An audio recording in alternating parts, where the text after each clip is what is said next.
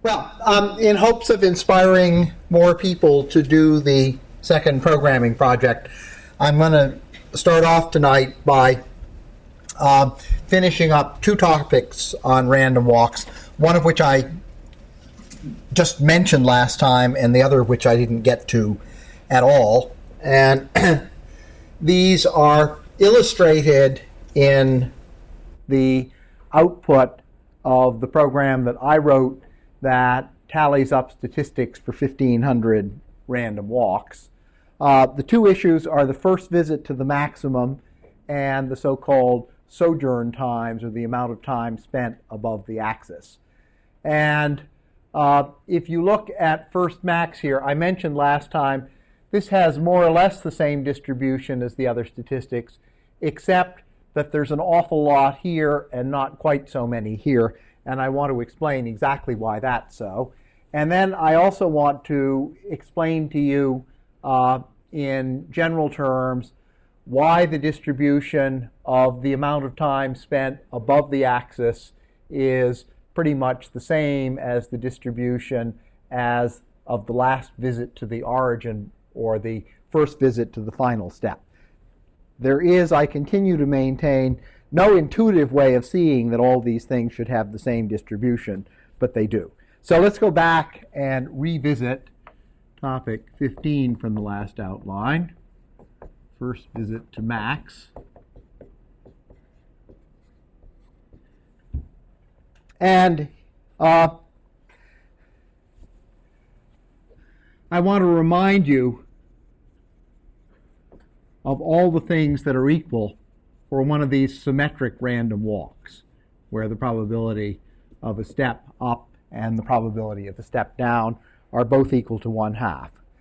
We've got this quantity u sub 2n, which can be calculated as 2n choose n times 1 over 2 to the 2n, and this is equal to pretty much everything you can think of. It is, as you will recall, equal to the probability of returning to 0 after 2n steps. It's also equal to the probability that the walk never returns to 0 in 2n steps. And it's equal to the probability that the walk is non-negative in 2n steps. But it's equal to a couple of other things that I'm going to slip in here and here. If a random walk in an even number of steps never returns to 0, what minimum level difference from 0 must it have after those steps? 2, right? Because it has to be in an even level. So it can be in -2 or +2, but it can't be in -1 or +1. And therefore, it's got to stay away from 0 for the next step also. So this is also equal to the probability that the random walk is non-zero in 2n plus 1 steps. So this same quantity, u sub 2n, works for both of these things. In the non-negative case, things are a little bit trickier.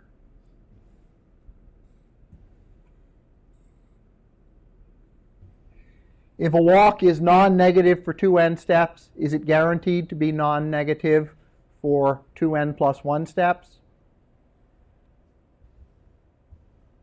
No, because it could be in 0 and it could go negative now. However, the one thing we can be sure of is that it was non-negative for the first 2n minus 1 steps.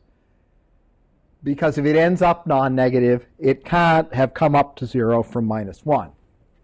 So this is also equal to the probability that the walk is non-negative in 2n minus 1 steps. Can you say that for non-zero too?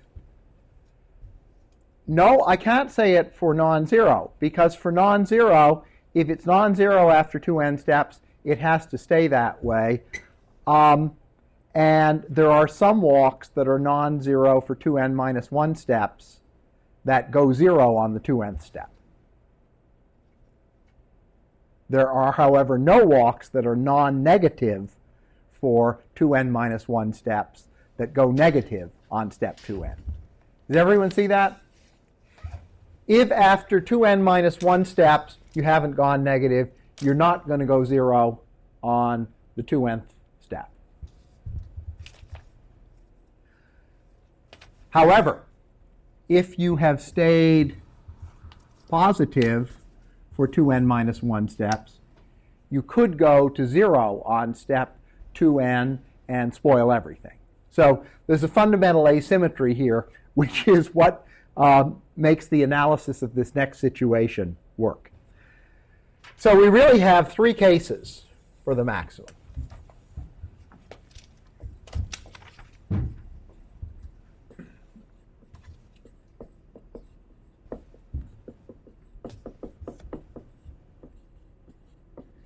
And I'm going to work out the general formula, and then maybe I don't have enough faith in myself, but after I had done this, I actually looked at all 16 cases for 2n equals 4 and counted them to make sure the formulas were correct. And I'll do the same thing here. So the first case is the maximum occurs at level j, and j is 0. In other words, we may get back to 0, but we never go into positive territory. What's the probability of that in 2n steps? 2n steps, we never do back. I mean, you walk into the casino, you may have to borrow some money as you go because you walk in flat broke and you're never in the black the whole evening.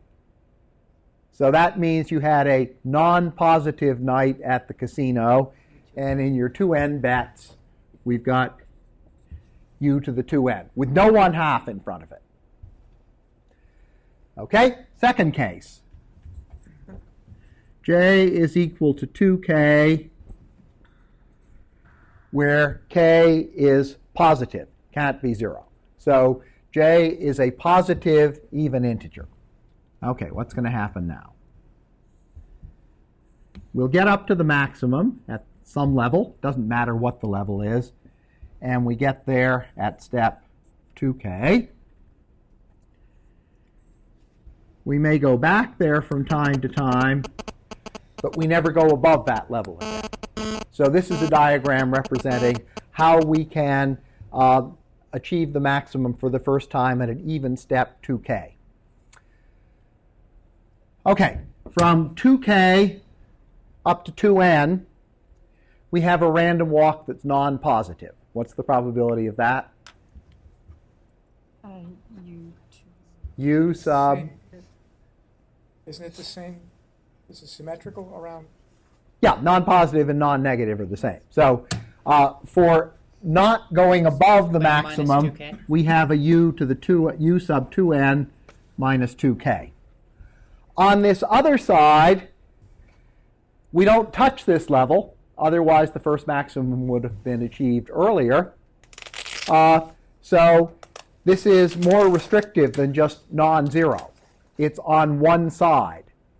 It's like having an all-positive walk or an all-negative walk. And the probability of that is 1/2 times u sub 2k, where the 1/2 is for the fact that we're always staying on one side of it, whereas this says non-zero, meaning either always stays positive or always stays negative. Finally, and this is the tricky one, j is equal to 2k plus 1, where k is greater than or equal to 0. So this includes the case j equals 1.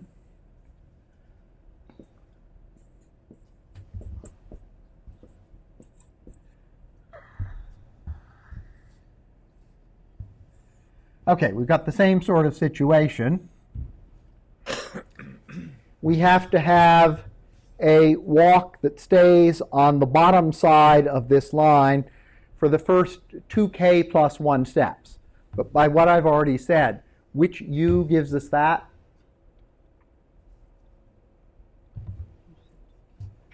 The probability of having a non-zero walk for 2n plus 1 steps is the same as the probability of having a non-zero walk for 2n steps. So that means we've got 1/2 u sub 2k. Again, 1 step longer, but it doesn't matter. And now we've got 2n minus 2k minus 1 steps left, but we're looking for a non-positive walk in that time. And by what I pointed out here, the probability of having a non-positive or non-negative walk for some odd number of steps is the same as the probability for having such a walk if you bump up the odd number to the next even number.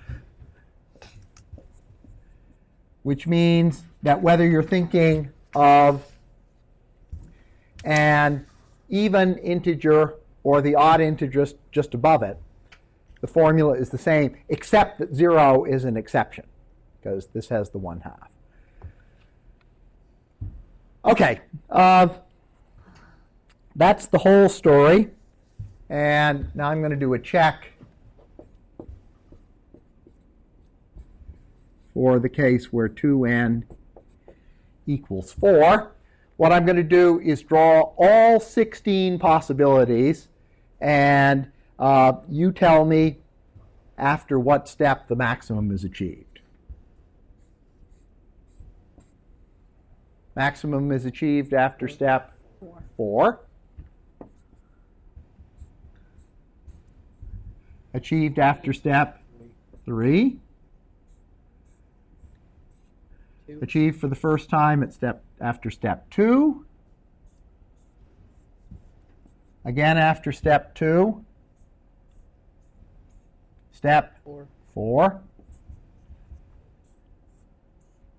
Step 1.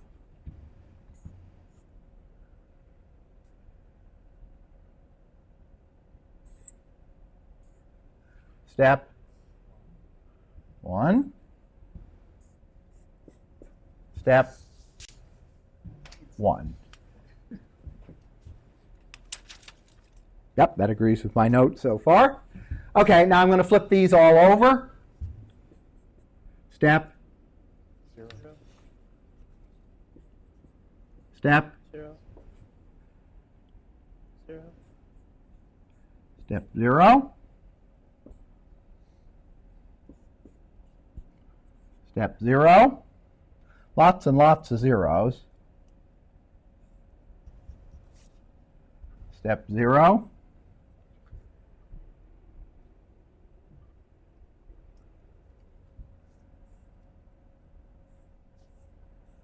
Step 0. That's good. We wanted 6 of them. That's step 3. And this one is step 4. 4. Okay. Now, u sub 2 is equal to 2 choose 1 times 1 over 2 squared, which is 1/2. u4 is equal to 4 choose 2 over 2 to the 4th, which is 3/8. So u2, which shows up in a couple of places, is equal to 1/4.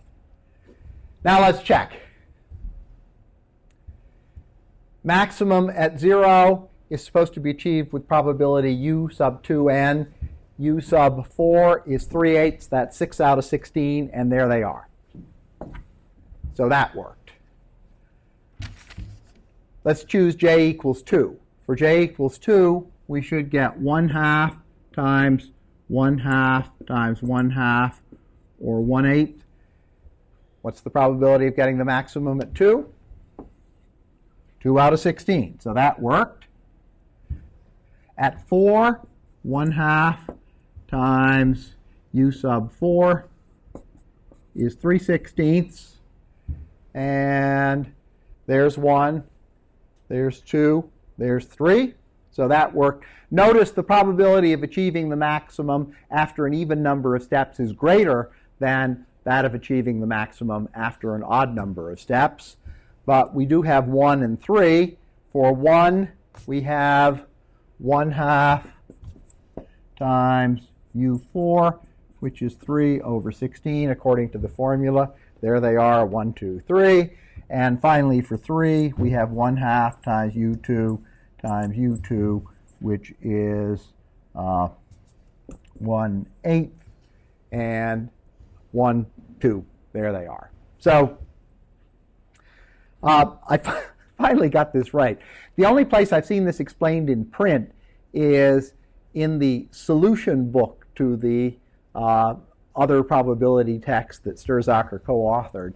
And there, the explanation is so shortened that I and 2 classes of Harvard undergraduates, I think, have never succeeded in getting all the details correct. But I think this time I finally understand it, and I hope that you do too. And what you might want to do if you code this up is don't merely break things up into deciles, as I did, but you might want to split off 0 as a special case and see whether it does show up roughly twice as frequently as anything nearby. Of course, you won't get exact results by counting any number of random walks. You only get exact results in this game from theoretical analysis, and then you can do experiments with random number generators and see whether the numbers you get are close to your predictions, and if they are, you say, well, I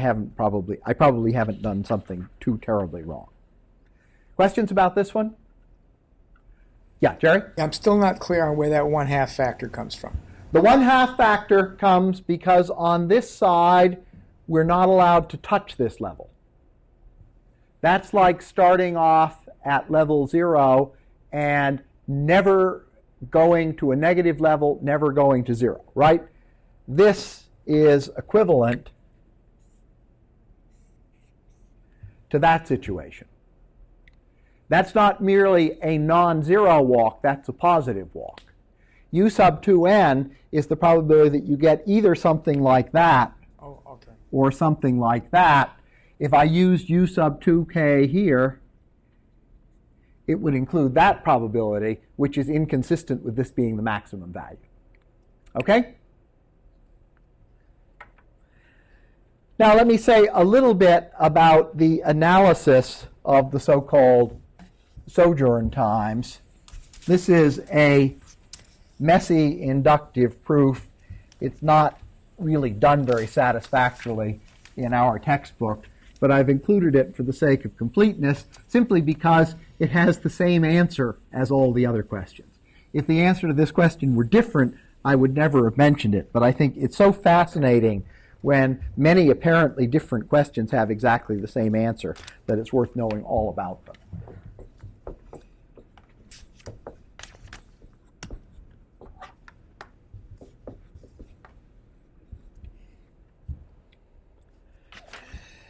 So, an example of this that I once wrote, I believe is a multiple choice item for my undergraduate course, is the following.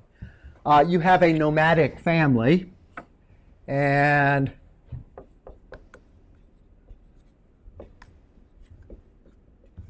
they live near the border between Iraq and Syria in somewhat more peaceful times, if that could have happened. And every month they pick up their tent, they flip a coin. If the coin comes up heads, they move their tent a kilometer east. If it comes up tails, they move a kilometer west. So they started out on the border, and they walk back and forth. Sometimes in Syria, sometimes in Iraq, and they do this for, let's say, 24 months, and then the word comes out. Anyone who spent 18 or more of the last 24 months inside Iraq gets to vote in the parliamentary election, but someone who spent less than 18 months doesn't. What's the probability that this family will be allowed to vote? So the question is, what fraction of the time will be spent on the Iraqi side of the border, what fraction on the Syrian side of the border. Or to go back to our more standard example of Harvard and Yale playing lots and lots and lots of football games, you look at the newspaper every morning and either Harvard is ahead in the standings or Yale is ahead in the standings. What's the probability that Harvard is ahead more than 3/4 of the time? And the fascinating result is the answer is the same as for all these other questions.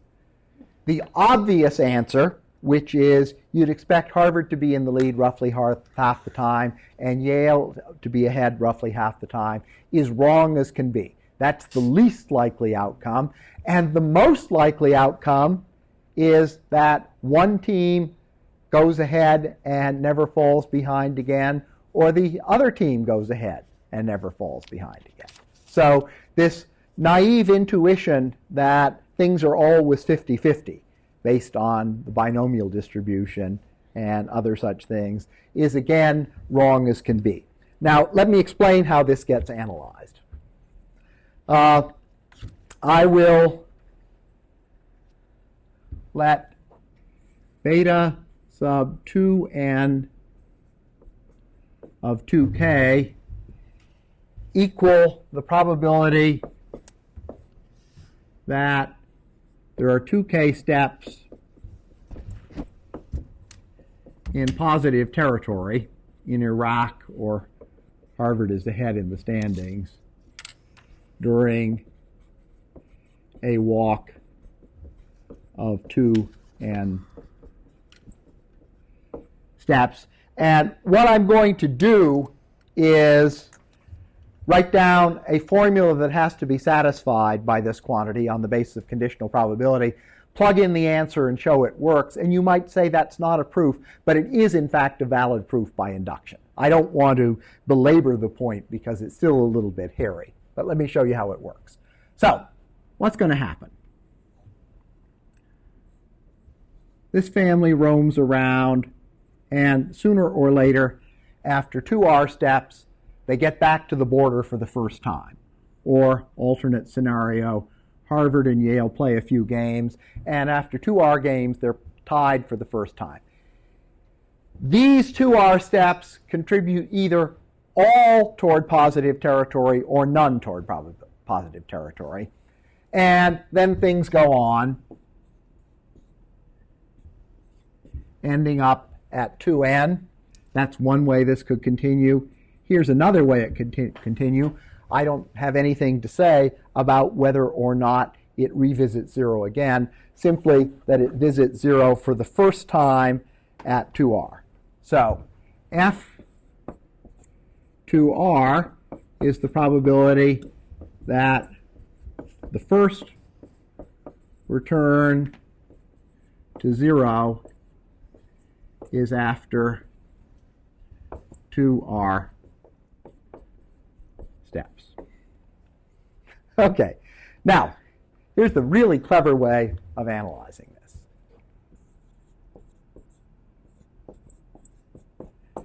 And this, I hope, will reinforce my general message that the right way to analyze a lot of tough problems is to use conditional probability. Consider two different things that can happen and see whether by breaking down your analysis in terms of those two alternatives, you can reduce a complicated problem to a simpler problem. And here we can do this. Let's consider, this is case 1, and this is case 2. So we'll do case 1 first. Given that the first return to 0 is after 2r steps, what's the probability that all the time was spent on the Iraqi rather than the Syrian side of the border? 1/2. So I need a 1/2. And then I've got this quantity f sub 2r. I don't have, well, I actually gave you two formulas for that last time, but we don't need any of those in order to solve the problem. Okay, so now this family has already spent 2r months in Iraq. They have 2n minus 2r months left to go, And in order to get a total of 2K months spent inside Iraqi territory, how many months do they need to spend in the rest of the time? 2K minus 2R. 2K minus 2R. Right. That's simple enough, isn't it? Okay. Second case. Oh, wait a minute. I'm going to leave myself some room here because that's not quite the whole story. They spent all their time in Syria.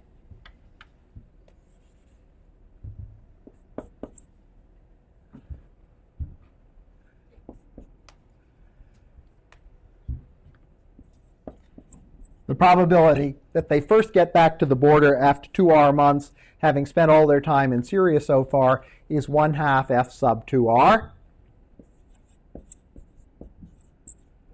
They've got 2n minus 2R months left. And in order to get a total of 2K months in Iraqi territory, how many of those months have to be spent in Iraq? 2K. All 2K.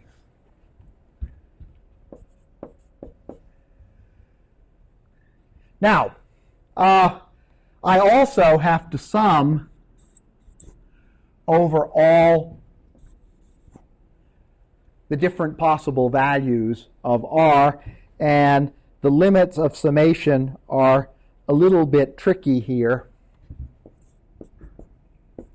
Here R only goes from 1 to K, because if R is equal to K, they've already got their required residency time for 2K, and they have to spend all the rest of the time in Syria. And here it goes from 1 to n minus K. Okay, we're almost done. The answer is beta 2n of 2K is, of course, u sub 2K times u sub 2n minus 2K. That is, the answer is given by exactly the same formula that has worked for every other problem of this sort that we solved. And the way I can verify this answer in this case is to plug it into the formula, by which I mean, strictly speaking, I'm going to assume that this is true for walks of fewer than 2n steps, plug it in, and if I can show that it's also true for walks of 2n steps, then I've established it by induction for all values of n. So let's do that. We've got the sum of 1/2 times f sub 2r times, so I'm going to assume the result is valid. So I have u sub 2k minus 2r from there, and u sub 2n minus 2k from there. And then in the other case, I have f sub 2r. And if my formula is correct, I have u sub 2k times u sub 2n minus 2r minus 2k. So I've just taken this putative answer and used it in these two special cases. Now let's think about this. This is a constant. Oh, it's getting difficult to read that marker. Oh, okay. Since this is the last line, I'll change colors. Finish up in glowing green. Wow. Even King George could see that one. U sub 2n minus 2k. Now what have I got? The sum over all values of R of the probability that I get back to the origin for the first time at 2R and then stay at the origin up to step 2k, or more simply put, the probability that I'm back at the origin after 2k steps. Right?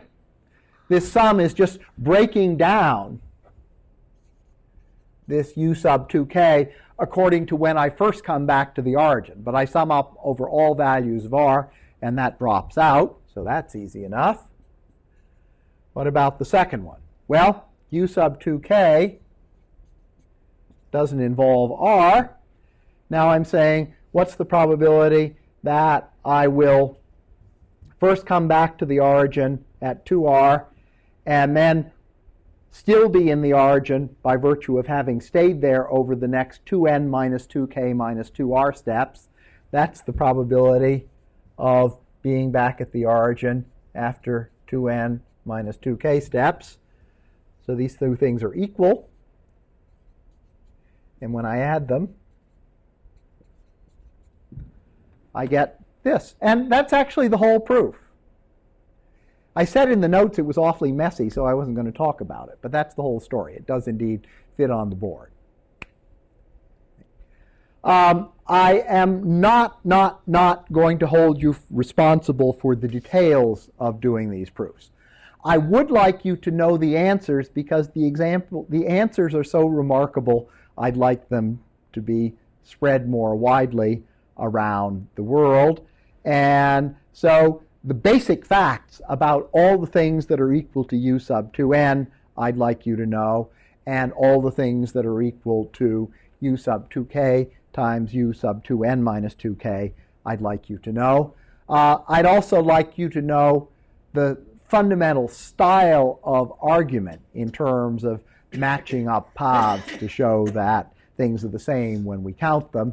And it might be nice to be able, as I believe you've already done on the homework, to be able to match up the paths of one type with the paths of another type to show that you know how to do it. But I will not ask you to put together one of these messy proofs from scratch. We have better things to do in our limited final exam. And that finishes up random walks, so we can go to a completely new topic now.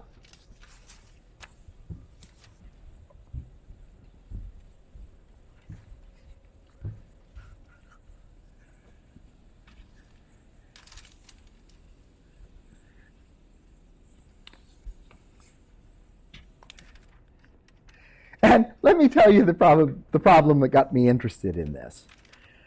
I was browsing through the problem volume for Sturzaker's other book and saw the problem, what's the probability of throwing a total of 26 on 10 dice? I thought, that's insane.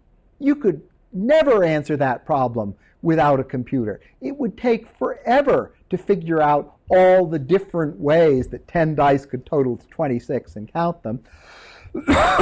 And then I looked in the back of the book, and there was an answer given in terms of 3 binomial coefficients. And I thought, how on earth did they get that?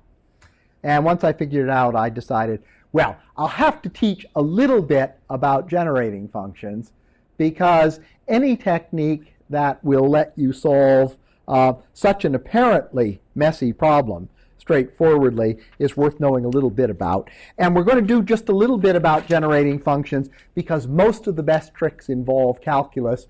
And I know that many of you actually know calculus, but I'm continuing to abide by my prerequisites and pretend that you don't.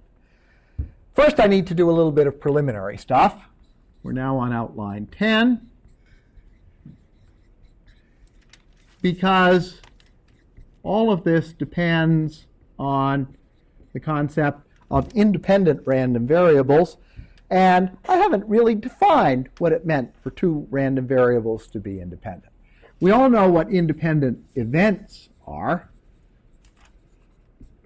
Events A and B are independent if the probability of A intersect B is equal to the probability of A times the probability of B.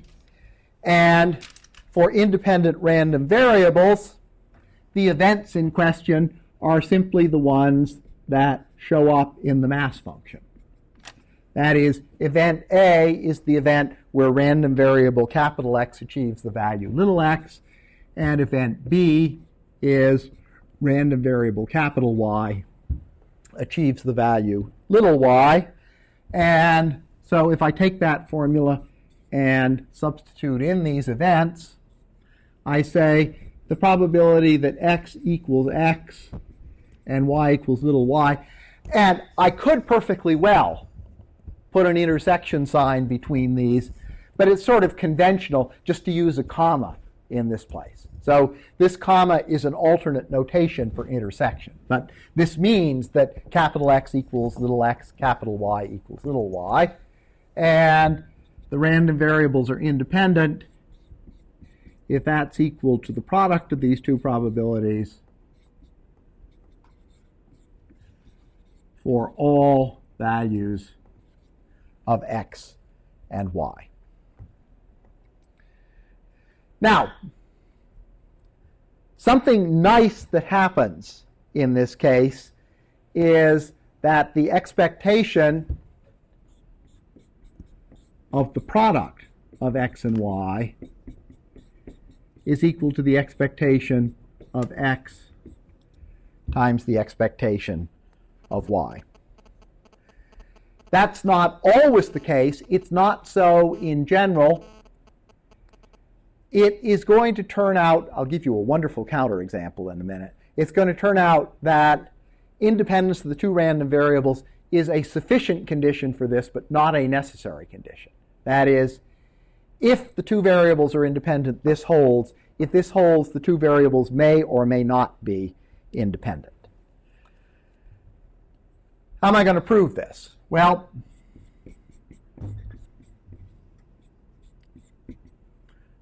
I can write this down.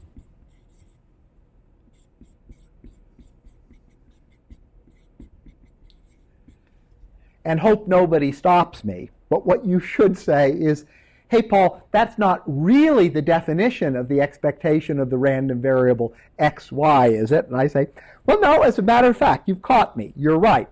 The definition of the expectation of the random variable xy is I should take all values that can be achieved by the product of xy, find all combinations of little x and little y that achieve them, and sum up like that.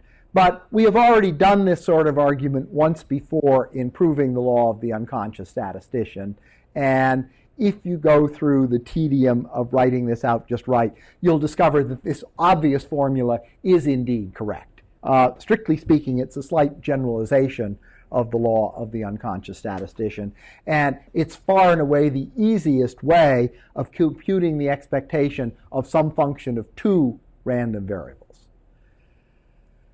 Okay, now if the variables are independent,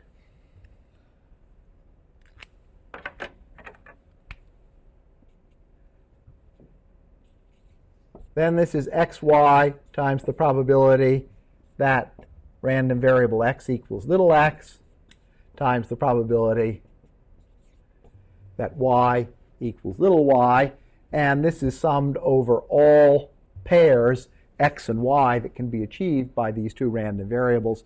But now this thing factors, right? Having said I'm pretending that nobody knows calculus, I will say many of you are familiar with the fact that if you're doing a double integral and the function you're integrating is the product of a function of x and a function of y, you can write the integral as the product of two integrals. The same thing works for sums. So I can write this as the sum of x times the probability that random variable x equals little x, summed over all values of little x that can be achieved, times y times the probability that random variable capital Y equals little y, summed over y, basically because if I expand this, and enumerate all the terms, here's a list of all the terms that I get. But what's this equal to? This is the expectation of x, right? And this one's the expectation of y. So as long as I have independence, which let me factor this into the product of those two terms, the expectation of the product is equal to the product of the expectations. Remember, the sum of the expectations is equal to the expectation of the sum for any two random variables, no matter what. But when products are involved, you have to be careful. In general, you need independence. But more precisely, what you need is two random variables that are called uncorrelated. So, sort of just for the record, let me define uncorrelated variables.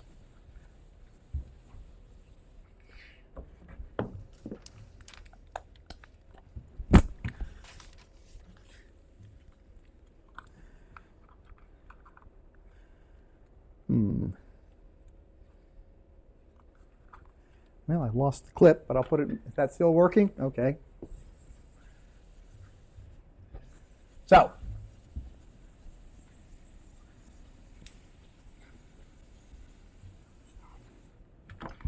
now we'll go on to topic number 2, which is uncorrelated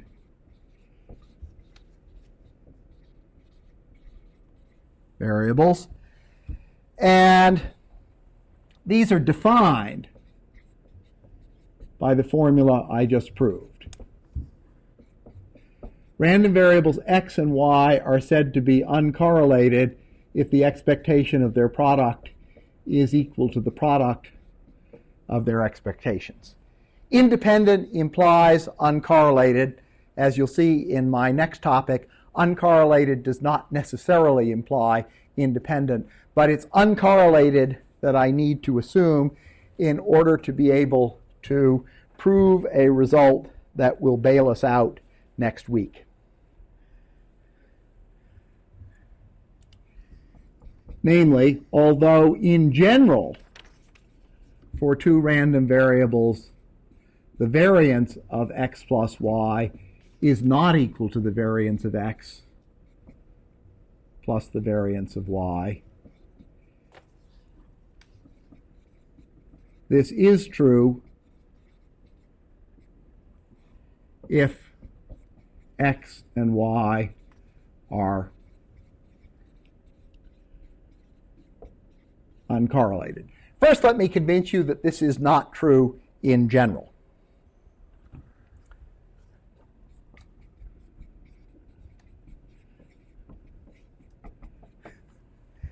And to show you that it's not true in general, I will let y be the same random variable as x, so that x plus y is 2x. So let's calculate the variance of 2x.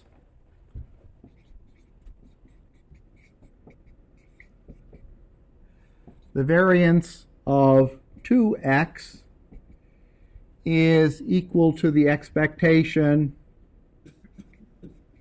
of 2x squared minus the square of the expectation of 2x. If I square 2x, I get 4x squared, and the expectation of 4x squared is clearly 4 times the expectation of x squared. The expectation of 2x is twice the expectation of x. When I square it, I get 4 times the square of the expectation of x. And when I put these together, I get 4 times the variance of x. Variance is a measure of the expected value of the square of the difference from the mean, of the difference from the expectation. So it's not surprising if you double everything, the variance will go up by a factor of 4. So this is an extreme case where the variance of x plus y is twice the sum of the two variances. But now I'm going to show you if the variables are independent. X is certainly not independent of itself, so that was really quite an extreme case. I'm going to assume independence now.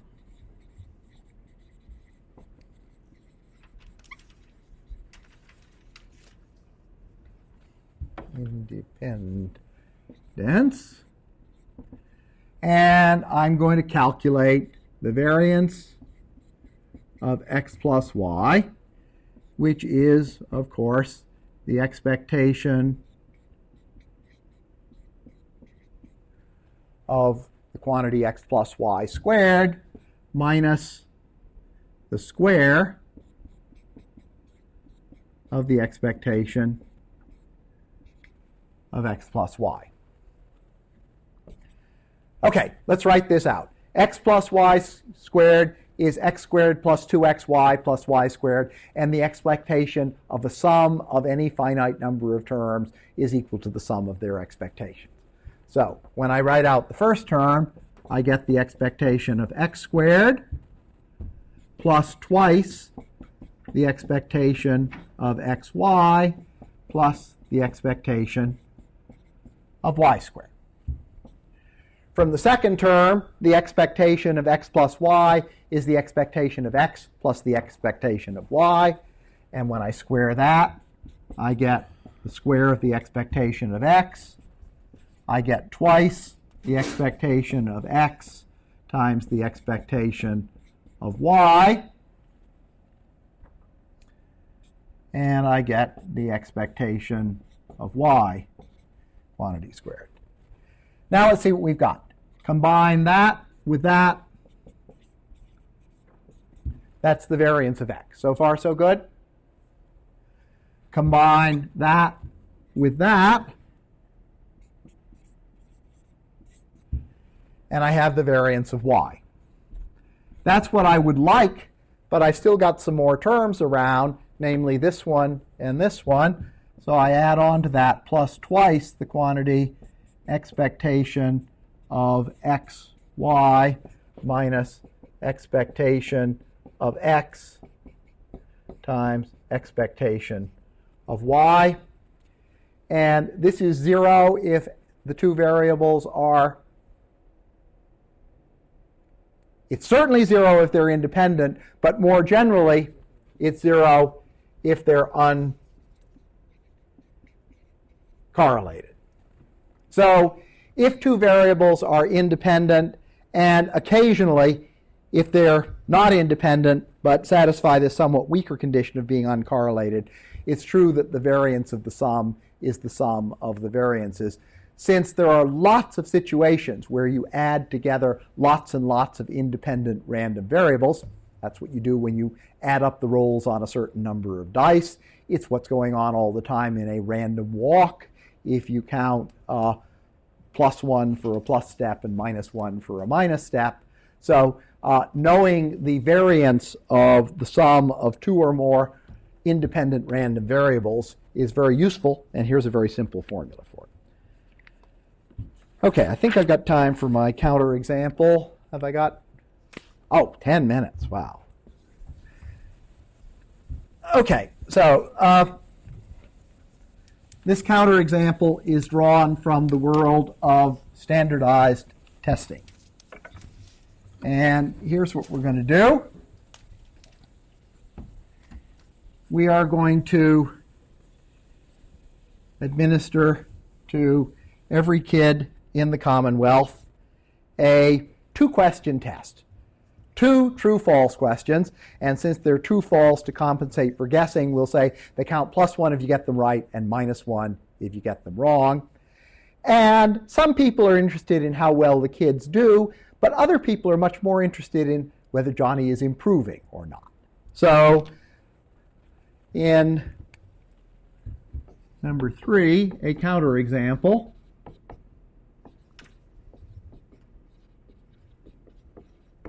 We'll have a sample space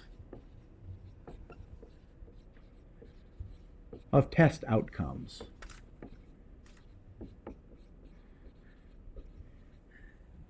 Now, basically, when you take this test, there are only 4 things that can happen.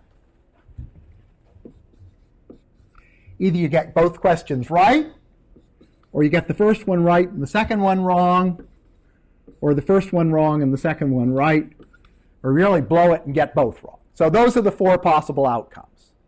And now what we're going to do is to define 2 random variables, namely x, the score on the test,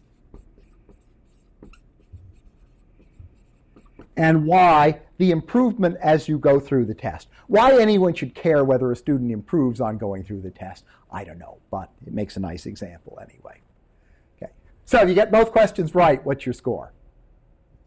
2. We're correcting for guessing. If you get one right, one wrong, your score is 0.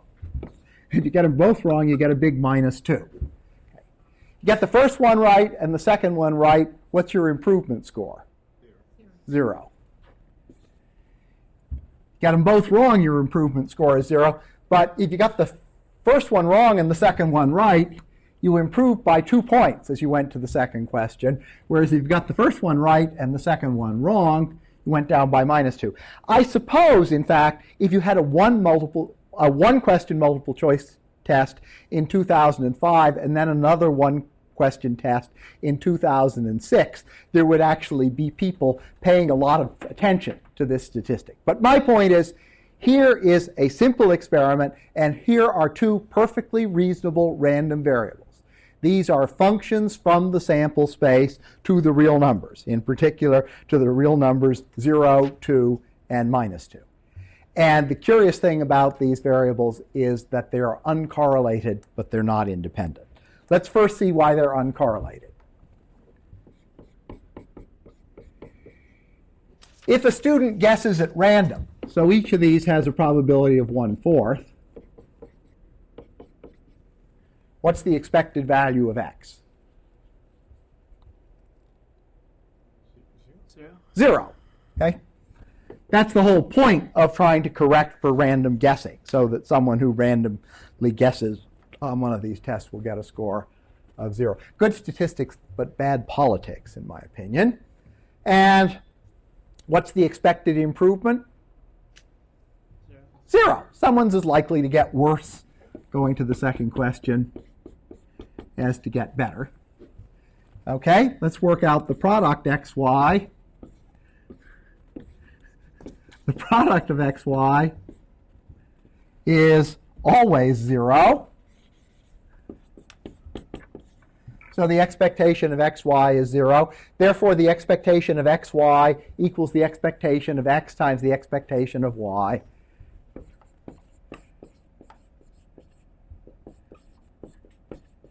And these are uncorrelated. And for that matter, the variance of x plus the variance of y does equal the variance of x plus y. But these two random variables are not independent. Now, the best way to think about independence is to use the conditional probability reformulation of it. So Johnny comes home and says, "Ma, I got my test scores back." Okay, now you know that Johnny does these tests by flipping coins. And so you say, aha, the probability for each of these 4 outcomes is 1/4. And Johnny says, yeah, and I didn't get any better or worse since last year. And that means that Johnny must either have got both questions right or both questions wrong.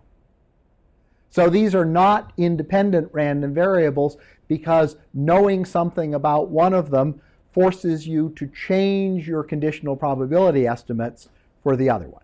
If you want to be a little more formal about this, you can say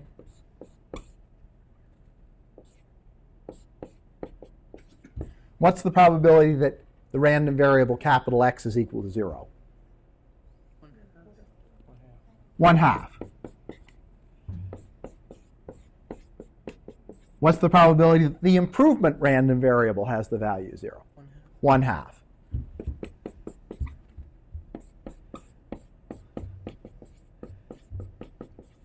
What's the probability that both those variables have the value 0? 0. Right?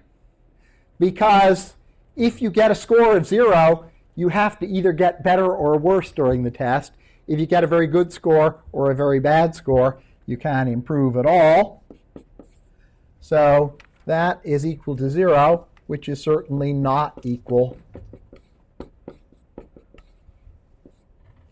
to the probability that x equals 0 times the probability of y equals 0, because this is 1/2 times 1/2, or 1/4.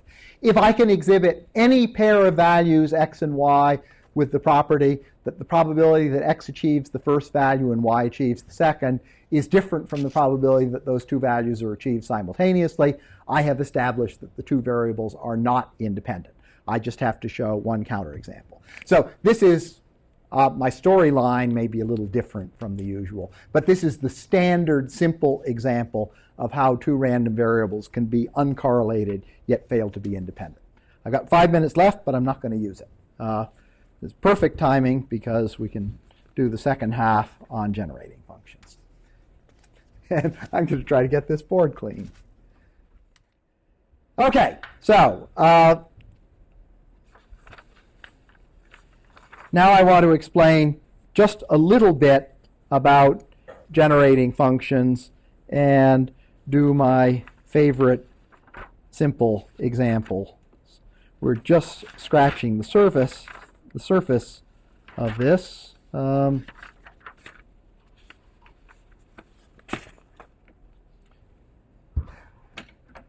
Well, first, I washed my dirty blackboard in front of the class, though not in front of the camera. So those watching this on video will see how beautiful this is. And I guess since I cover this with incomprehensible squiggles from time to time, I should quote one of my favorite bits of Lewis Carroll from The Hunting of the Snark, which goes, "He had bought a large map representing the sea without the least vestige of land, and the crew were much pleased when they found it to be a map they could all understand." So I think that's true of this blackboard too, and I'll try to continue to turn it into a blackboard that you can all understand. Going on to number 4, generating functions.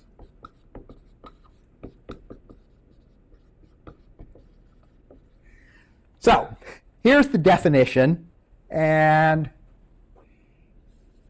you might ask, why would anyone want to make this definition? To which one answer is, that's not a valid mathematical question. I can define anything any way I want. But to which I will give the answer. I will show you how to use this concept to answer questions that would otherwise have been very messy, basically relying on the fact that we built up lots of technology for the algebra of products and powers. So this is the generating function for random variable capital X, and it's a function of S. Don't ask me what S is. S doesn't mean anything. It has no interpretation. This is basically a coding trick where what we do is we take the sum over all the values of K, assumed non-negative, and for our cases even assumed to be non-negative integers, over all the values K that the random variable capital X can achieve. So there is, wrong way around, the mass function for random variable X evaluated at K multiplied by S to the K. And basically by taking these numbers and multiplying them each by some power of S, what I'm doing is taking a sequence of numbers that sum to 1 and turning it either into a polynomial or an infinite series. So what this operation does is it might turn 1, 2, 3 into 1 plus 2x plus 1 plus 2s. Let's divide by 6 to make them sum to 1 anyway. 1 plus 2s plus 3s squared over 6, from which you could recover the original mass function.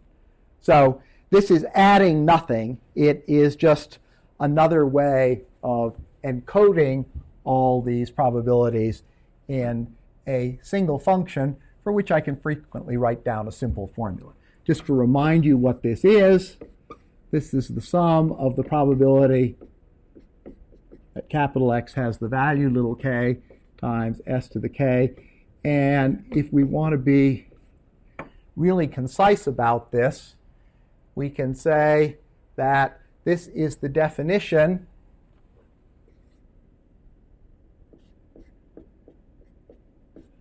of the expectation of s raised to the capital X power. Because what we do is take every power of x that can occur, weight that power by the probability that that exponent occurs. So this is a very concise way of writing this, which I won't take much advantage of. A feature of this which is useful for checking. If I substitute 1 in, then I get the sum of the probability that x equals little k times s to the times 1 to the k, which is always 1,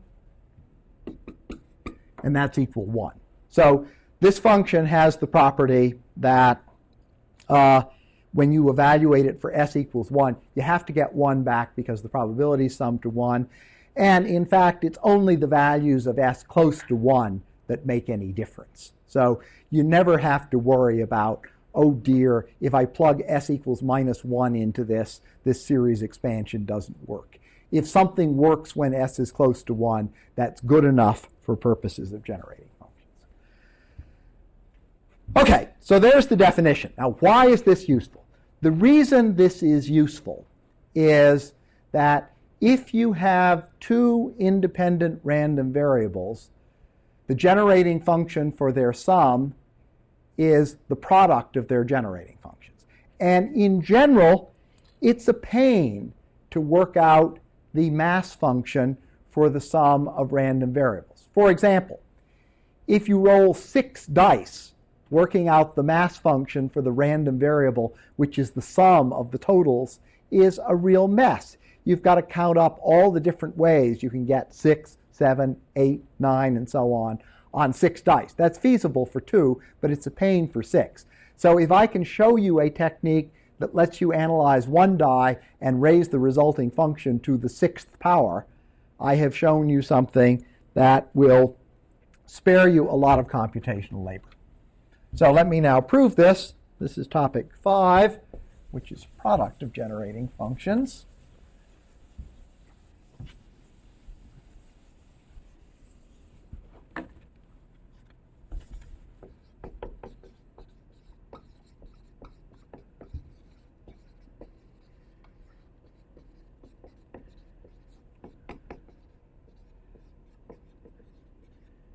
And I believe to cope with the 26 character limit, I left the rating out of here.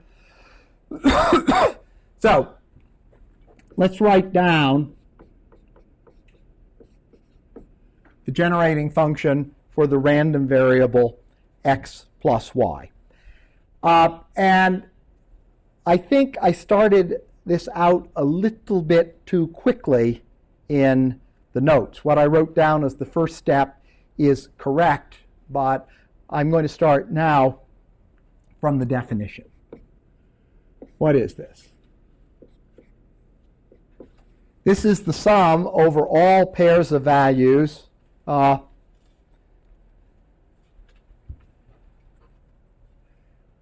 no. We're really going back. K is a value that can be achieved by the sum of x and y. And what this, strictly speaking, means is this is the probability that the sum of x and y achieves the value k multiplied by s to the k, summed over all values of k. Everyone agree? That's my definition of generating function. I've just plugged the random variable x plus y into there. Now, of course, this is a pain to calculate because there are, in general, many pairs x and y that have the same sum. For example, when you have 2 dice, x could have the value 1 while y has the value 6, x could be 2 while y is 5, and so on. So as a practical matter, when we do this, we end up evaluating this by doing another sum over the value I that's achieved by x. And since these are independent random variables, I can write this as the probability that x equals I times the probability that y equals k minus I times s to the k. I'll make a note here. These are independent, so it factors. And while it wasn't in the title, maybe we should get into everyone's notes. This is the product of generating function for independent random variables. They're not independent. None of this works.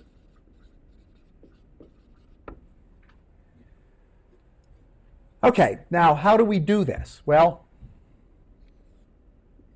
let's assume that the random variables x and y take on only non-negative integer values. Strictly speaking, that's not necessary in order to do the proof, but it will be the case in every example that we'll consider.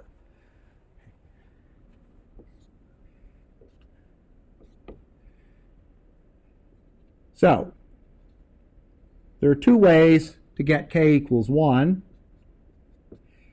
Either x could equal 1 while y is 0, or the other way around. There are 3 ways that k could equal 2. 4 ways that k could equal 3, and so on. And strictly speaking, what this formula is telling us to do is to move out along this diagonal, and for each value of k, count up the ways, sum up the probabilities for all the ways of getting that particular value of k, and then take that sum of probabilities and multiply it by s to the k. But what are we doing? We end up summing over every pair of integers, don't we? So, I can set j equal to k minus I. Now I can label that j so that you can see I plus j equals k. And the thing I'm computing is then the sum over all values of I and j of the probability that x equals I times the probability that y equals k minus I, but a simpler name for that is j, times s to the k, but we're not talking about k anymore. We want to replace it by I plus j. And now this factors, because s to the I plus j is s to the I times s to the j. So this is the sum over I times the probability that x equals I times s to the I, multiplied by the sum over j of the probability that y equals j times s to the j. And this first factor is the generating function for x, and this second factor is the generating function for y. So I proved quite generally that if we have two independent random variables, the generating function for their sum is the product of their generating functions.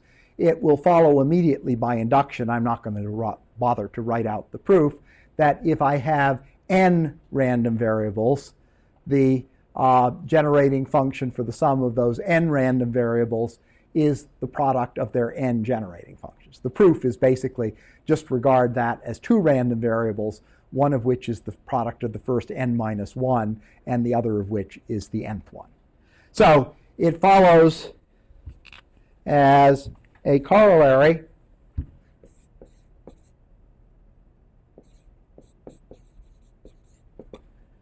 that if we have n copies of random variable x, we roll n dice or flip n coins, then the generating function for the sum of those n copies is the generating function for x raised to the nth power. And this is the really useful result, because it allows us to deal with arbitrary numbers of coin flips, arbitrary numbers of dice, and so on. Yeah, Jerry? It looks to me like if you take your definition of the generating function as an expectation, that you get all that for free. Isn't it the same yes, proof? Yes, that is true.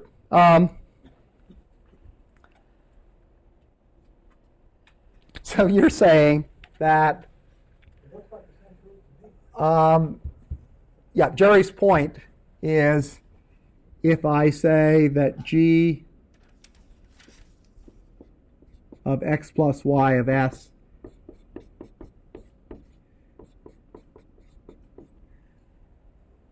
is the expectation of s to the x plus y.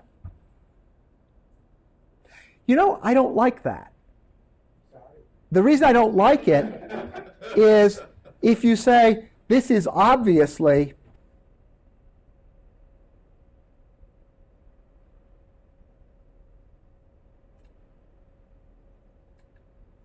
let's see.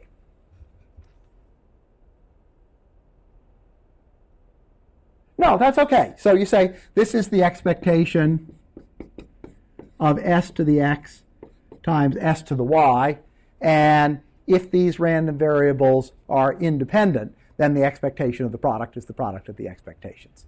Yeah, I think that is a perfectly legitimate proof, which I don't like simply because it seems too good to be true. I'm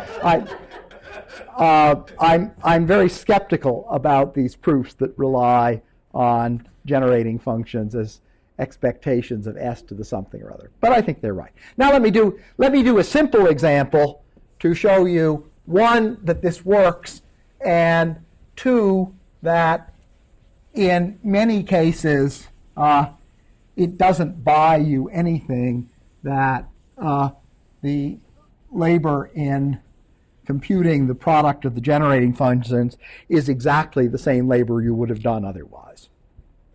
So here is number 6, a simple example, and then we'll go on to the exciting examples.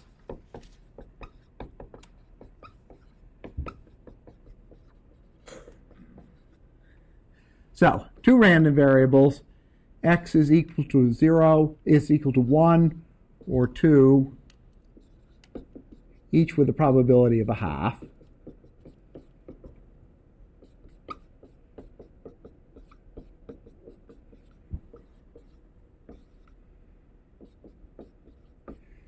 So what's the generating function for x?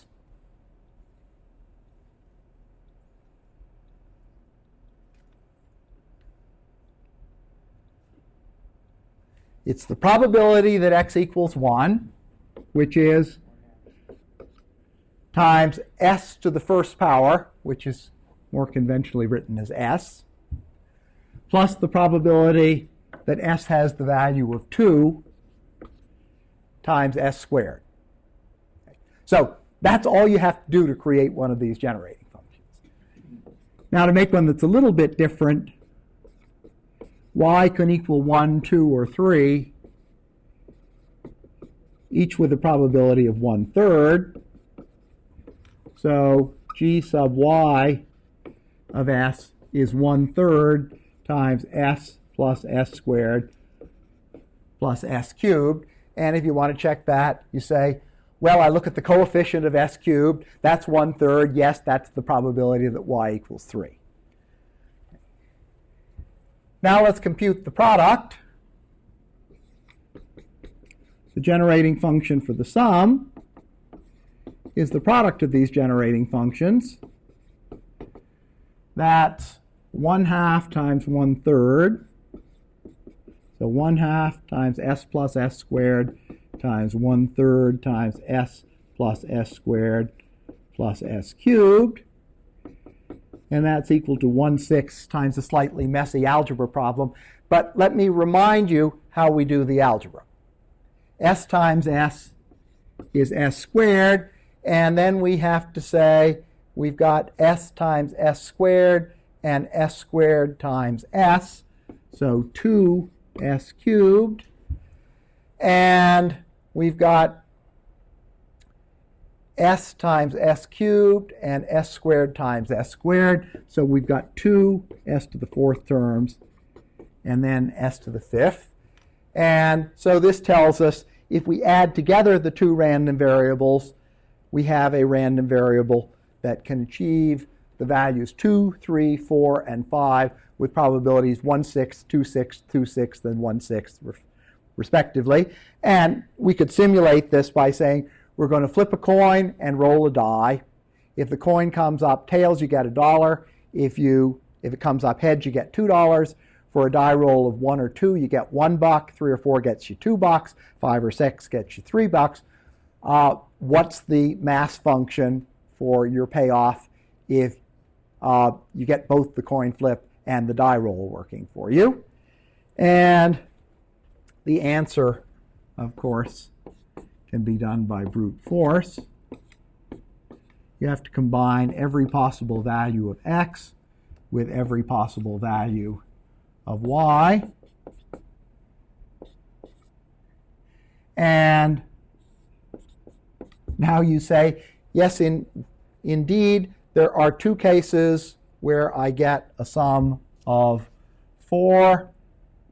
There are two cases where I get a sum of 3.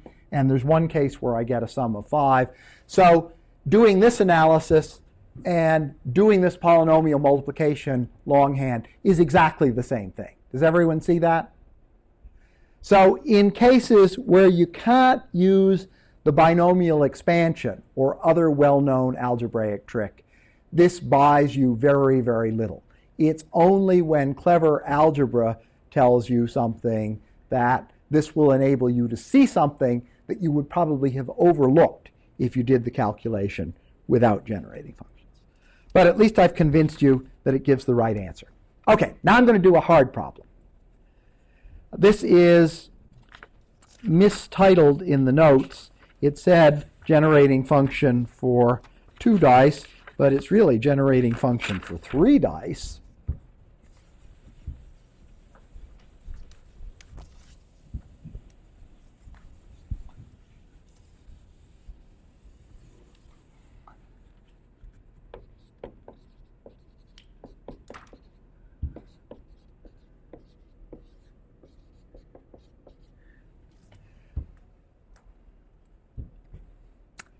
And I'm just flat out going to tell you now there will be a problem like this on the homework, on the final exam.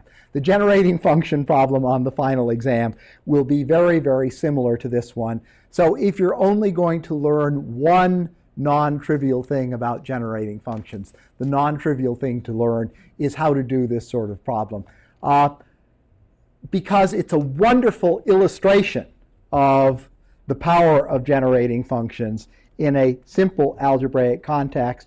And this is a problem that most PhDs don't know how to solve.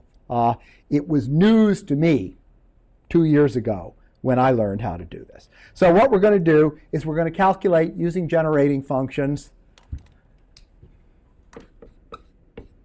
the probability that we get a sum of 9 on the 3 dice. And then we'll go ahead and do some other values so that you can all get the technique down pat. So here goes. For 1 die, this is going to be our random variable x. The generating function, but I'm going to write it as g sub 1 because we've got 3 copies of the same random variable. Naming them x, y, and z doesn't accomplish very much. And so I will use a subscript that indicates how many dice have been added together. G1 of s is equal to what? Okay, what's the probability for any of the individual numbers? 1/6.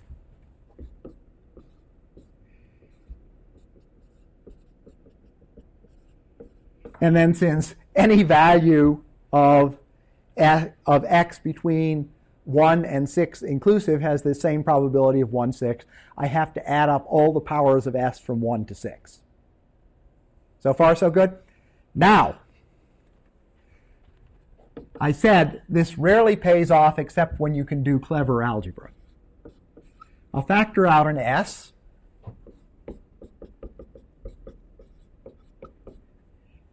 And now we know a general formula for this sum. This is 1 minus s to the 6th over 1 minus s, isn't it? You'd have to be insane to use this when the largest exponent was only 2 or 3. This would really be the only hope if the largest exponent was some arbitrary n. But it turns out when the largest exponent is a 6, this really pays off. Okay, now for 3 dice. We've got 3 dice rolled independently.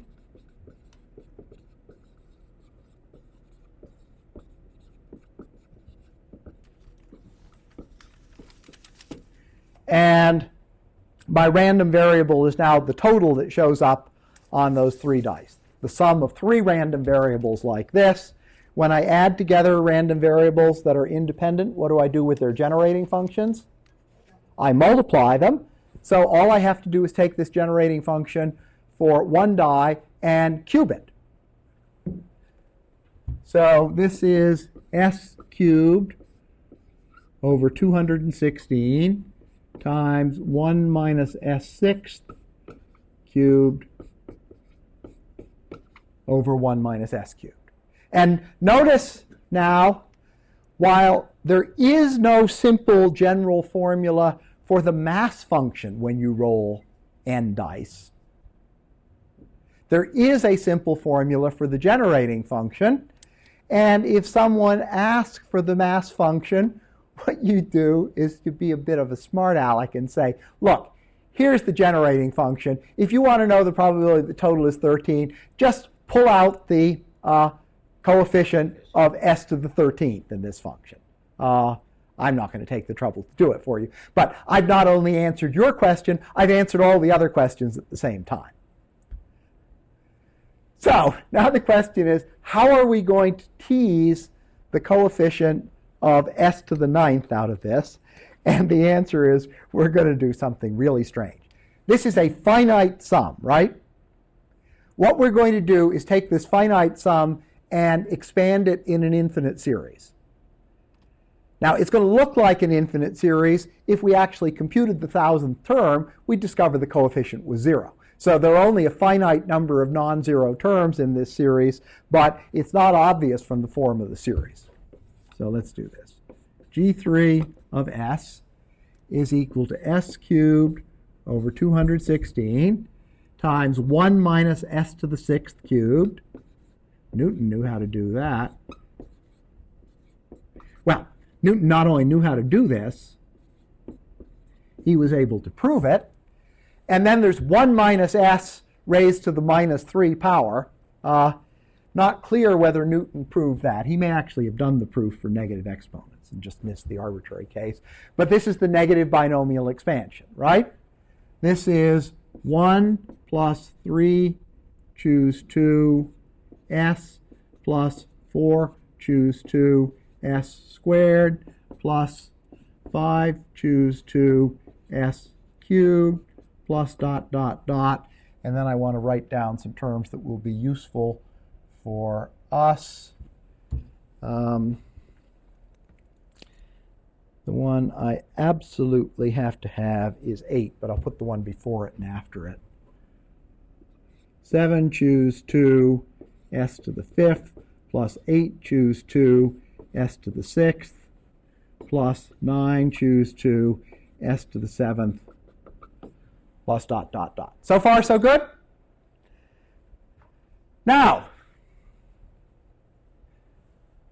the probability of rolling 9 with 3 dice is the coefficient of s to the 9th in this function.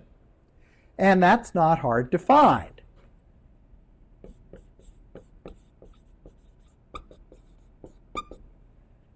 Because there aren't that many terms that have an s to the 9th.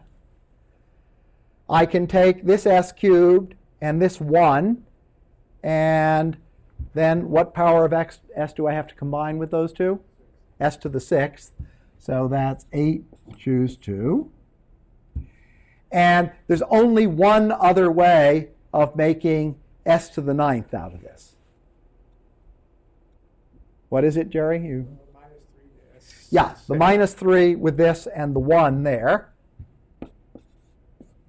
So that's 1 over 216 multiplied by 8 times 7 over 2 minus 3, or 25 2/16. That sure beats counting, doesn't it? And the reason that we saved labor in this case is because we use the general case of the binomial theorem for negative exponents, which is a powerful algebraic result that tells us something that's not obvious from elementary algebra. Okay, let's try some others.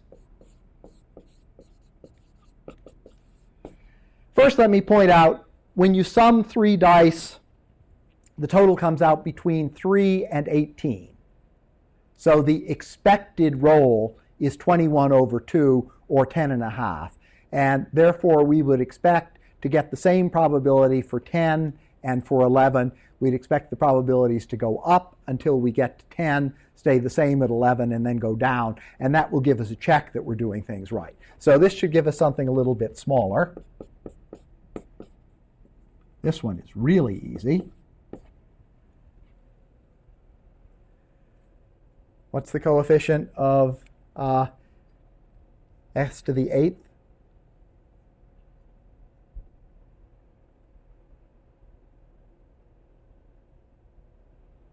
The only term I can use here is this 1, so that has to be combined with s to the 5th, whose coefficient is 7, choose 2. So the answer is 21 2/16. Try doing that by hand. You can do it by, let's do this one by hand. You can say on the first die, we can have any of the values 1 through 6. Then on the other die, the sum has to be whatever makes the total be 8. And the number of ways of getting 7 is 6, 5, 4, 3, 2, 1. And you add those up, 11, 15, 18, 21. So that is the right answer. But even taking advantage of our knowledge of how many ways there are rolling a given total on 2 dice, this way is considerably more laborious than the one I just did. Let's go for 10.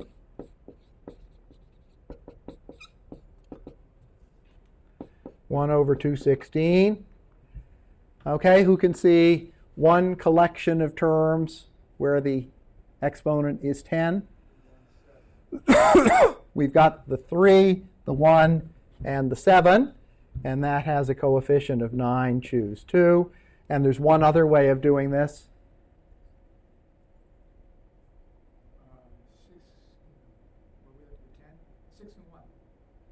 We've got the 3, the 6, and the 1. That's right. So we've got minus 3 and plus 3. So that's 1 over 2/16 times 36 minus 9, which is 27 over 2/16. And as a final check, we'll make sure we get the same answer for 11 that we got for 10.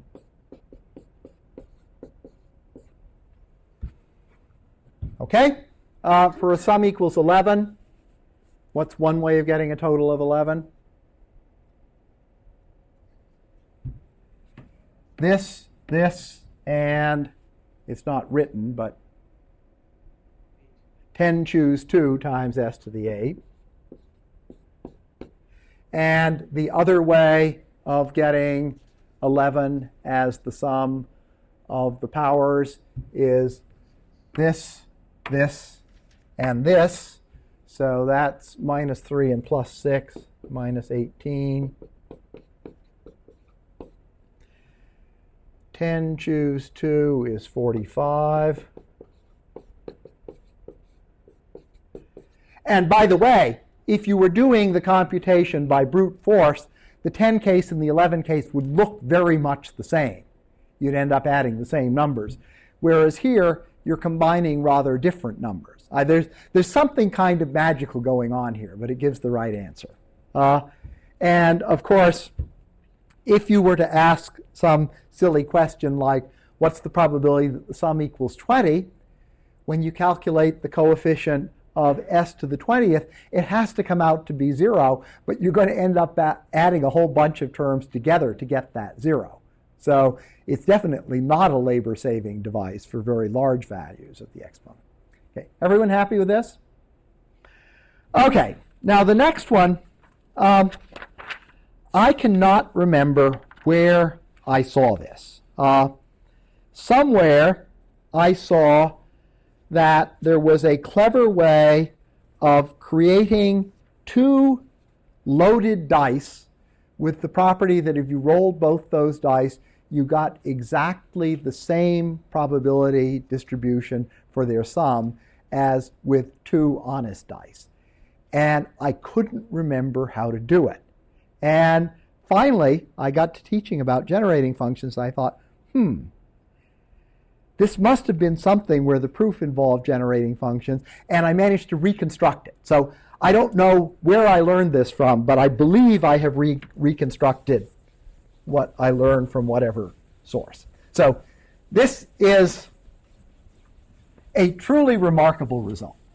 You have access to a good machine shop, and with the aid of that machine shop, you can take, for example, a cube and flatten it down so that the die is more likely to come up with the closely spaced flat faces up than to come up on its side.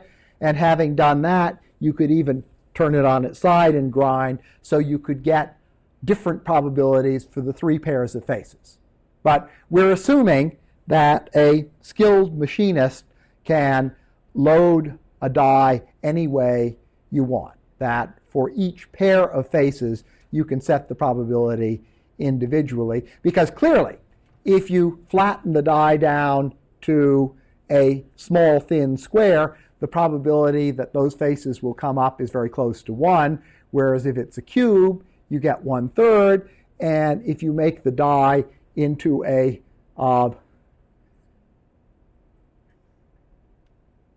the technical term, I guess it's a prism, well, a rectangular column, the probability that it will land on end is very small. So since you can get the probability to go to 0 or go to 1, and it's 1/3 for a cubical die, we'll assume you can get anything in between. Now, here's how I'm going to do this.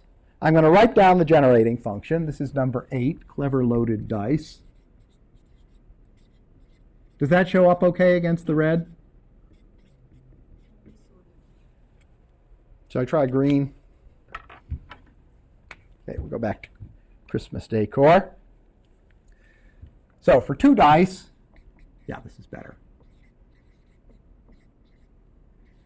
G2 of S, this is the generating function for 2 dice. It's the square of the generating function for 1 die. So that's S squared over 36. And now what I'm going to do is write the 1 die function as 1 plus S cubed times 1 plus S squared. And I'll write underneath this what happens when I multiply it out. I get 1 plus S squared plus, now the S cubed kicks in, S fourth plus S cubed plus S to the 4th plus S to the 5th. So these 2 factors give me the right function for 1 die, and then I square it.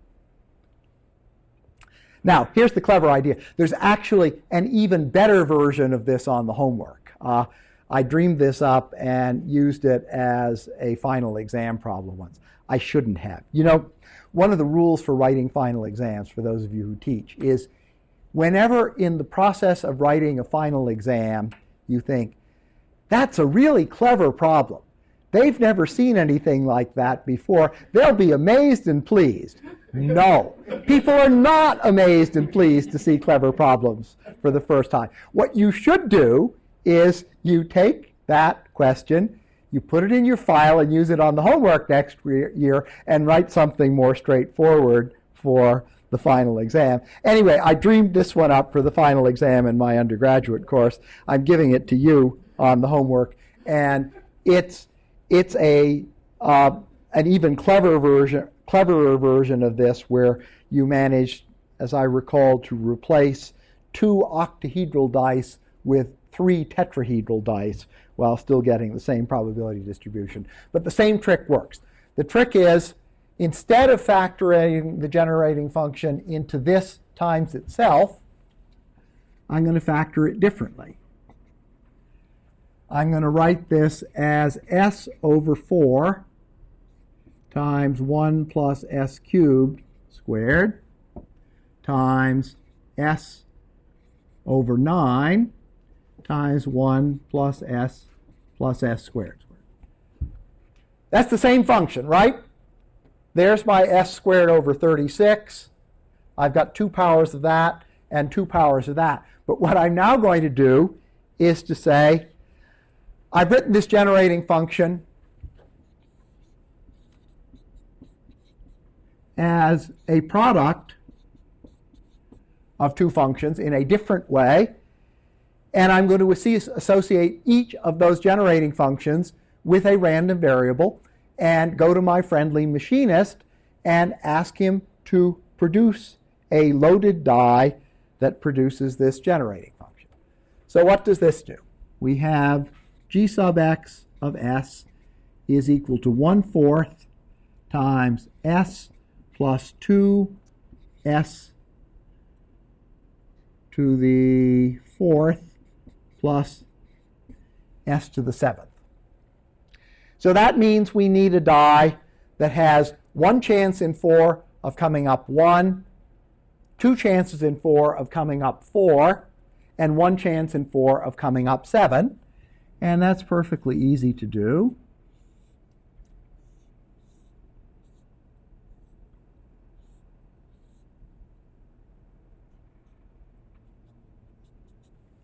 We flatten the die a bit, and what number do we put on the top and bottom faces?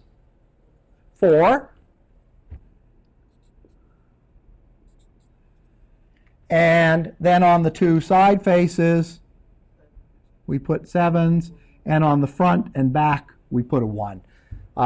So 1 on the front and back, 7 on the 2 sides, and 4 on the top and bottom. And we mill the die down so that the 4 face has a probability 1/2 of coming up, but we keep the whole thing with a square cross section so that the 1, 1, and 7, 7 faces have equal probability. So there is a chance device that will give you a 4 half the time, 1 1/4 of the time, and 7 1/4 of the time. It has this generating function. The other one is a little bit trickier. Let's first multiply it out. We have 1/9 times 1 plus 2s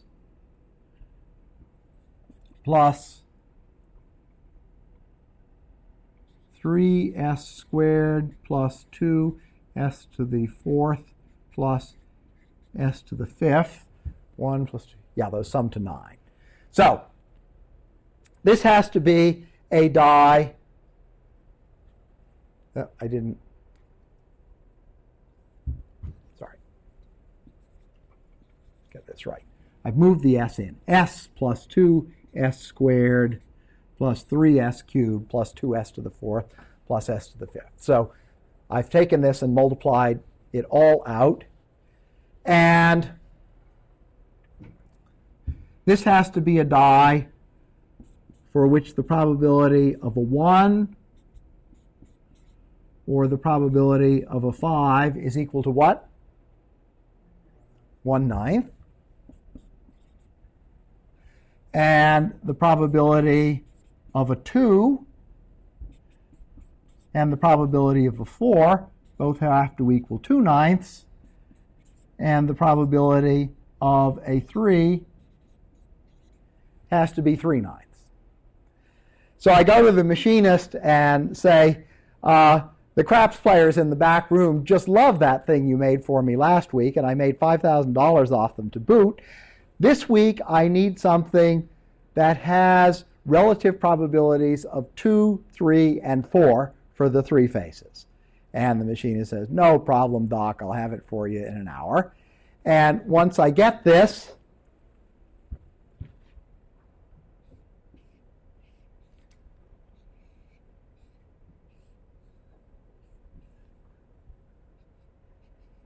what numbers go on the face that's most likely to come up?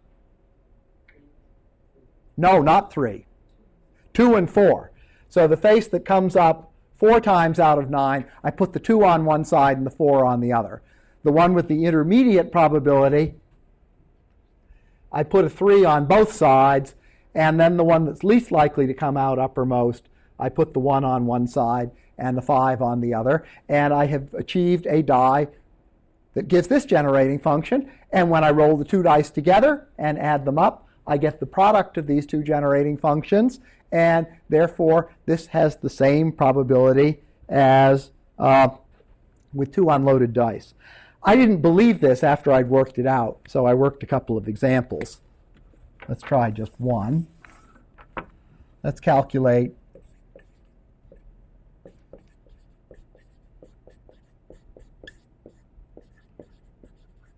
the probability that the sum is equal to 7,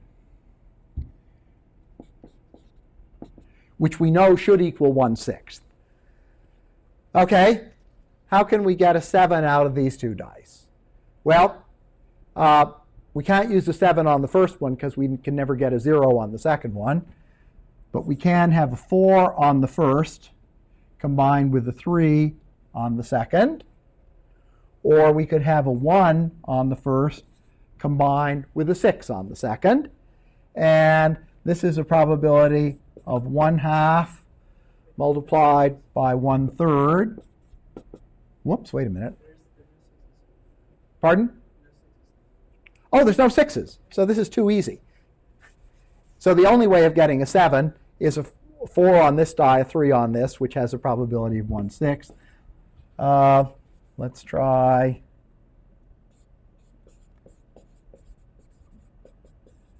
sum equals 9. The probability should be 1/9 for that. How can we get a 9?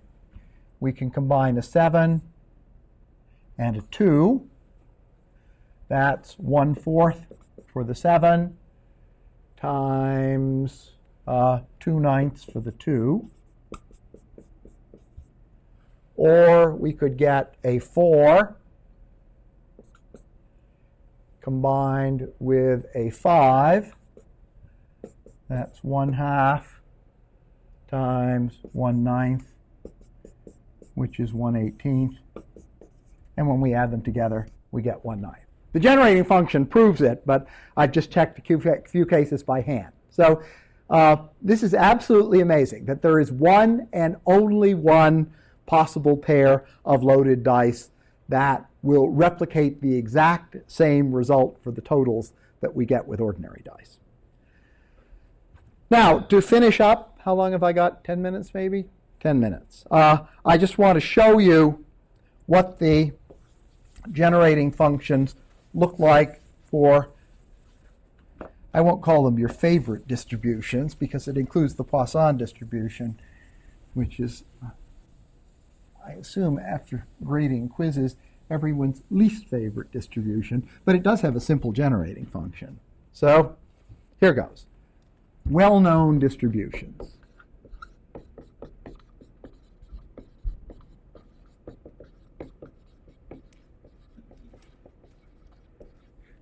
So the first one, yes? White eraser or a different color. Okay.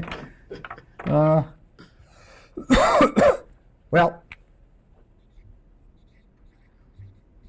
That's better. we'll try with green. It shows up nicely against the red. Okay, so a single Bernoulli variable, one that's 1 with probability P and 0 with probability Q.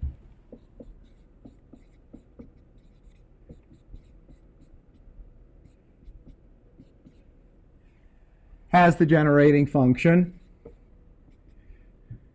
Q times s to the 0 plus P times s to the 1, which is more neatly written as Q plus PS. If you take a whole bunch of random variables which have 1 with probability P and 0 with probability Q, and add them together, what distribution do you get? Binomial. The binomial distribution. So for the binomial distribution, I'll call it G sub n of S. The generating function is Q plus PS raised to the nth power. And sure enough, if you multiply that out by the binomial theorem to get the various powers of S, it will give you the mass function for the binomial distribution. Okay, let's try geometric.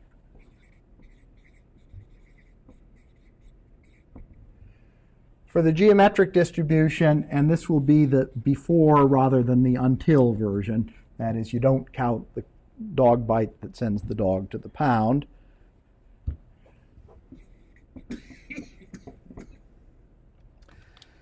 Okay, convention is probability P that Fido bites or that you roll a 6, probability Q that Fido doesn't bite the postman or that you roll something other than a 6. What's the probability that Fido has no bite-free days before he bites the postman for the first time? It's just P, right? So this is going to be P times S to the 0 plus P times Q times S to the 1 plus P times Q squared times S squared plus dot dot. And I've warned you in the outline that Sturzacher uses the until version, so he has an extra factor of S in all of these things, reflecting the fact that he's counting the roll where you get your first 6, or the bite, or the dog postman encounter where Fido bites the postman. I think it's a little bit simpler in this case. So I have P times 1 plus QS plus Q squared S squared plus dot dot dot, which is, of course, P over 1 minus QS. That's simple, isn't it? And, of course, you expand that, you get the mass function for the geometric distribution. Continuing to do all of probability theory in 5 minutes, negative binomial. A negative binomial random variable is the sum of n independent geometric random variables, right? If you want to roll until you get 3 6s, you roll till you get the first 6, then till the second 6, then till the third 6, and that's a negative binomial distribution. So the answer is the generating function for that, g sub n of S, is equal to P over 1 minus QS to the nth power. And, of course, expand that using the negative binomial expansion. You get the mass function out of it. But see how nice these generating functions are for encapsulating all the probabilities associated with one of these random variables. It's really much more effective in some ways than a formula for the mass function, because you get this nice simple formula that, if you could read it over the green that underlies it, tells you the whole thing. One last one, Poisson. And this one's the easiest of all.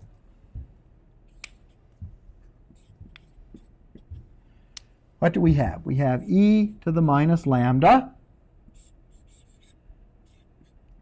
lambda over k, lambda to the k over k factorial is equal to our mass function. We have to multiply by s to the k and sum up. That's e to the minus lambda. And what's this thing? E to the lambda to the E to the plus lambda s. So I can write this, if you like, as e to the lambda times s minus 1. Now, problem. Prove in 30 seconds or less that the sum of two Poisson random variables has a Poisson distribution. Answer.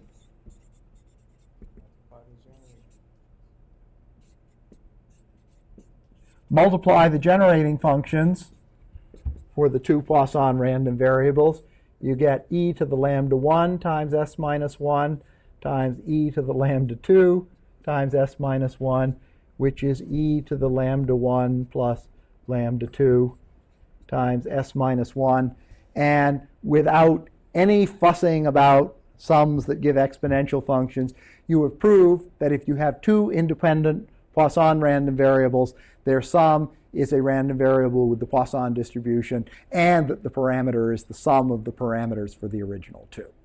So this is just scratching the surface of what one can do with generating functions. I should say, I'm an old hand at this. In my PhD thesis on applications of the non-compact group SL6C to elementary particle physics, I ended up having to find a generating function for generalized hypergeometric functions. And I actually wrote to the woman who had written the definitive book on generalized hypergeometric functions. She said she'd never seen it anywhere before. So I am the inventor of one of the world's generating functions. It was considerably messier than these. Okay, so we will reconvene on the 3rd of January, and I will state and prove the strong and weak laws of large numbers. And I think I'll actually have time to explain to you the subtle distinction between the strong law and the weak law, which is a fascinating distinction, but one that it takes about 20 minutes to assimilate at best.